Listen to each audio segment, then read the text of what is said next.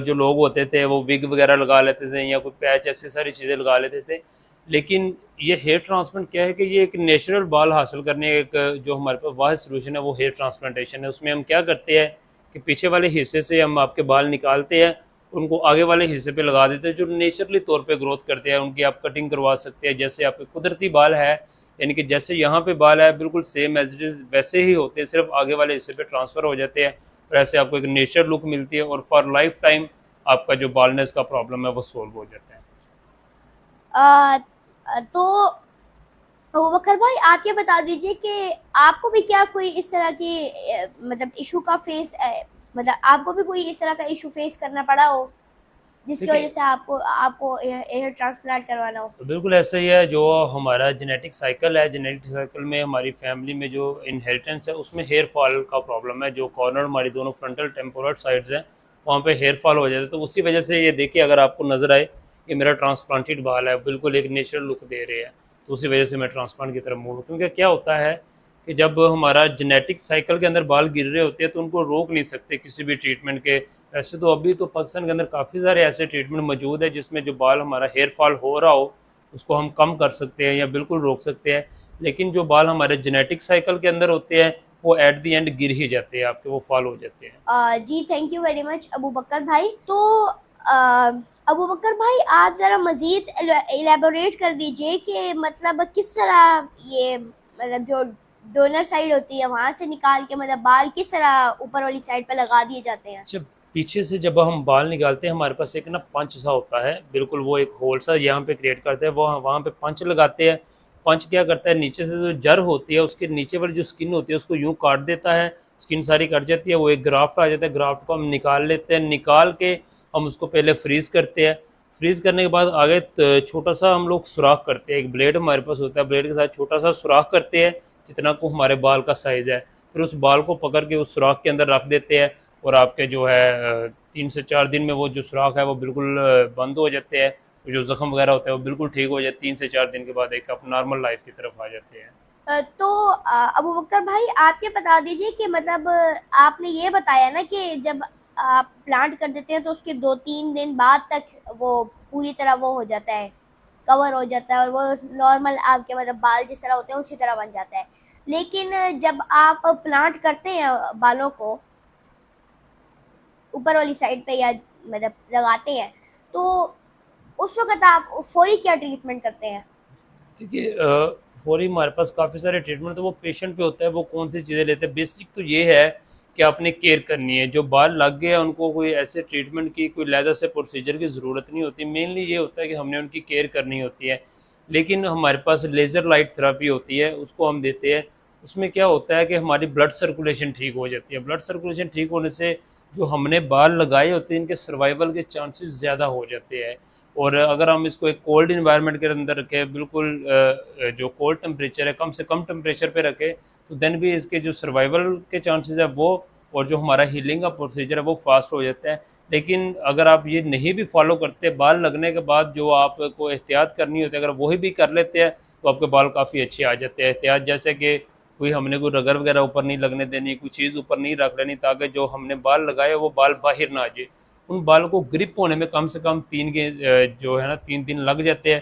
3 दिन के बाद वो स्किन हमारी जो बिल्कुल बंद हो जाती है, बाल ग्रिप हो जाता है। उसके बाद अगर हम इतनी एहतियात ना भी करें कोई मसला नहीं होता, लेकिन कम से कम पेशेंट को हम रिकमेंड करते हैं कि 15 दिन के लिए आपने एहतियात करनी है। कोई रगड़ ना लगे, कुछ टच ना हो जाए, कोई ज़्यादा मट्टी गट्टी वाली जगह पे ना जाए, कोई टेम्परेचर का ख्याल रखें। ये मोस्ट इंपॉर्टेंट थिंग होती है। मतलब ये हवा वगैरह से नहीं होता? नहीं, हवा वगैरह से तो ऐसा कुछ नहीं होता है। लेकिन जैसे अगर बिल्कुल आप पंखे के आगे बैठे हैं या कोई आप बाइक पे से हम लोग सफ़र करते हैं तो वहाँ पे प्रॉब्लम आता है। जब प्रेशर आएगा, मेनली क्या है कि बिल्कुल एक पौधा है, एक सॉफ्ट सा पौधा है, उसको हमने लगाया हुआ है तो उसको कोई डैमेज ना हो, किसी भी चीज़ से उसको डैमेज हो। अगर किसी भी चीज़ से उसको डैमेज होता है तो उसके जो सर्वाइवल के चांसेस है कम से कम होते चले जाएंगे। जी thank you very much Abu Bakar भाई। तो अबू बकर भाई आप ये बता दीजिए कि इस हेयर ट्रांसप्लांट के प्रोसीजर के क्या मतलब साइड इफ़ेक्ट्स हो सकते हैं? ठीक है, वैसे तो हेयर ट्रांसप्लांट सर्जरी इटसेल्फ कोई किसी किस्म का इसका साइड इफेक्ट नहीं, क्योंकि ये आपके ही बाल है, आपके बाल निकाले हैं आगे लगा दे। इसमें कोई एक्स्ट्रा हमने ड्रग्स का कोई एक्स्ट्रा मेडिकेशन नहीं करते। लेकिन कुछ पॉसिबल साइड इफ़ेक्ट्स है वो कैसे हम हो सकते हैं कि जो इक्विपमेंट हम यूज़ करते हैं अगर वो स्टरलाइज़ ना हो, अगर इक्विपमेंट को स्टरलाइज़ नहीं किया गया, फ़र्ज़ करें किसी पेशेंट पे हमने पहले हेयर ट्रांसप्लांट किया, उसको कोई प्रॉब्लम है, उसको कोई हेपेटाइटिस का कोई ऐसा इशू है, तो अगर वही इक्विपमेंट विदाउट स्टरलाइजेशन, हेपेटाइटिस वाले वैसे नहीं स्टरलाइज हो सकते, लेकिन अगर उसको और प्रॉब्लम होती है, विदाउट स्टरलाइजेशन अगर वही इक्विपमेंट हम सेकंड पेशेंट पे यूज़ करते हैं, तो देन आपको जो है साइड इफ़ेक्ट्स के प्रॉब्लम हो सकते हैं। इसके अलावा जो मेजर फैक्टर्स होते हैं जिसकी वजह से साइड इफ़ेक्ट पॉसिबल है, वो क्या है कि जब हम स्किन में बाल लगाते हैं तो कुछ लोग क्या कहते हैं कि वो घने बाल लगाने के चक्करों में स्किन को ज़्यादा डैमेज कर देते हैं। जब स्किन को ज़्यादा डैमेज करेंगे तो आपको साइड इफ़ेक्ट हो सकता है, ज़ाहिर है वो जो आपकी ब्लड वेसल्स होती है वो कट हो सकती है। इसके अलावा जब मैंने बोला जैसे अब कोई मिट्टी के टेबल वाली जगह पे जाते हैं या कोई ऐसे आप वैसे डैमेज करते हैं, कोई ऊपर चीज़ रख लेते हैं, तो देन भी हल्का-फुल्का साइड इफ़ेक्ट के इसमें चांसेस होते हैं। Otherwise itself hair transplant surgery में कोई साइड इफ़ेक्ट नहीं। अगर आप प्रोफेशनल डॉक्टर सर्जन के पास जाएंगे कोई प्रॉब्लम नहीं आएगा, अगर आप एहतियात करेंगे कोई किसी किस्म का प्रॉब्लम नहीं आएगा। लेकिन ओबियसली अगर आप चीज़ों को फॉलो नहीं करेंगे, आपके जो डॉक्टर है ये चीज़ों को प्रोटोकॉल्स को फॉलो नहीं करेंगे स्टरलाइजेशन के, तो देन आपको प्रॉब्लम हो सकती है, पॉसिबल है। जी thank you very much Abu Bakar भाई। तो अबू बकर भाई आप ये बता दीजिए कि पेशेंट क्या मतलब एक्सपेक्ट कर सकते हैं कि उसके ऊपर मतलब सर के ऊपर कितने बाल मतलब लगा सकते हैं। देखिए ये सर्जरी है ट्रांसफ़र ट्रांसफ़र डोनर एरिया से रेसिपिएंट एरिया पे। तो हमने देखना है कि हमारा रेसिपिएंट एरिया है कितना, उसके अकॉर्डिंगली हमने देखना होता है। अगर हमारा रेसिपिएंट एरिया ज़्यादा हो और डोनर एरिया कम हो तो ओबियसली हमारे बाल इतने ज़्यादा घने नहीं आ सकते हैं। लेकिन अगर हमारे पास जो रेसिपिएंट एरिया कम हो और डोनर एरिया ज़्यादा हो तो हम बालों को घने से घने करके उनको क्लोज से क्लोज करके लगा सकते हैं। इसमें कुछ टेक्निक का भी डिफरेंट है, हमारे पास अच्छे इक्विपमेंट होते हैं जिनको इस्तेमाल करते हुए हम बालों को ज़्यादा करीब ज़्यादा घना कर सकते हैं। ये ऑलमोस्ट समझ लें कि मैक्सिमम 80% तक, जैसे एक नेचुरल बालों की डेंसिटी होती है 80% तक वैसे हो जाती है। लेकिन अगर डोनर एरिया कम होगा तो आपका फिर रिजल्ट ओबियसली थोड़ा सा कम हो जाता है। जी thank you very much Abu Bakar भाई। तो अबू बकर भाई आप ये बता दीजिए कि इसमें मतलब क्या डिफरेंट मेथड्स होते हैं हेयर ट्रांसप्लांट के।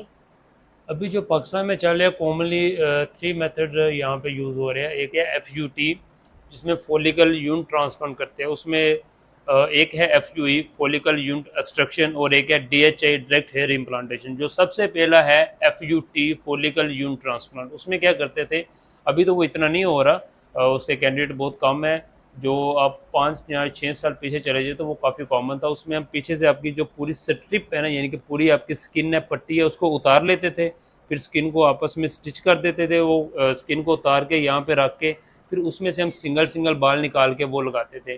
और उससे जो एडवांस अभी चल रही है ये है FUE फॉलिकल यूनिट एक्सट्रैक्शन। इसमें हम सिंगल सिंगल बाल पीछे से निकालते हैं, यानी कि जो आपकी स्किन होती है ये बिल्कुल यहाँ पे ही रहती है। हमारे पास एक पंच होता है, पंच के ज़रिए सिंगल सिंगल एक एक करके बाल निकालते हैं, एक एक करके आगे लगाते हैं। तो अब एक और बड़ी एडवांस टेक्निक है जो अभी पाकिस्तान में बहुत कम है, मोस्टली यूरोप में या अमेरिकन जो डेवलप्ड कंट्रीज़ है वहाँ पे हो रही है DHI डायरेक्ट हेयर इम्प्लांटेशन। उसमें क्या होता है, हम आगे सुराख नहीं करते, हमारे पास एक पेन होता है, पेन के अंदर ग्राफ्ट को फिल करते हैं, देन आगे इम्प्लांट कर देते हैं, तो उसमें ये सुराख करने की हमें ज़रूरत नहीं पड़ती है। तो अबू बकर भाई आप ये बता दीजिए कि मतलब ये जितने मतलब पीछे के बाल होते हैं इनको मतलब सिंगल सिंगल निकाल के मतलब लगाना किस तरह पॉसिबल है, क्या ये कोई मशीनरी होती है या कोई बिल्कुल ऐसे मैंने बोला हमारे पास ना एक पंच होता है, यानी कि जैसे एक सिलेंडर टाइप ऑफ पंच होता है, उसके अंदर होल होता है, जैसे एक ड्रिल मशीन होती है। तो वो होल हम बाल जो ऐसे, ये हमारा बाल है, ये ऐसे होल है, तो यूं ही ऐसे वो जो होल अंदर जाएगा उसको ड्रिल करेगा, बाल को ड्रिल करके यहाँ से अलहदा कर देगा, फिर हम बाल को उतार लेंगे और आगे ऐसे इम्प्लांट कर देंगे। नहीं मतलब मैं ये पूछना चाह रहा हूँ कि जो पंच होता है वो एक ही होता है एक बार में, या मतलब वो इंसान उसको मतलब पंच को उसके ऊपर नहीं, मतलब उस तरह उसके करते हैं या। उसके पीछे ड्रिल मशीन होती है, लेकिन पंच को हमने खुद सेट करना है, यानी कि बाल जब हमने निकालना है तो बाल को हमने खुद सेट करना है। लेकिन पंच के पीछे मशीन होती है, पंच उसके आगे लगता है, वो मशीन ड्रिल करती रहती है ना, और उसको जो सेट करना है कहाँ कहाँ से हमने बाल निकालने हैं वो पंच के थ्रू हमने खुद ही निकालने हैं। वो हैंड वर्क ही है, मैन वर्क है। वैसे मतलब कुछ लोग कहते हैं कि हेयर ट्रांसप्लांट में मतलब बहुत ज़्यादा इश्यूज होते हैं क्योंकि जो हमारा नॉर्मल ह्यूमन हेड होता है, एवरेज जो होते हैं लोग होते हैं उनके एटलीस्ट भी 1 लाख बाल होते हैं सर पे, बिल्कुल ऐसे नेचुरल जो होते हैं। तो मतलब अगर वो पीछे की सिर्फ मिला लें, अगर वो मतलब ये वाली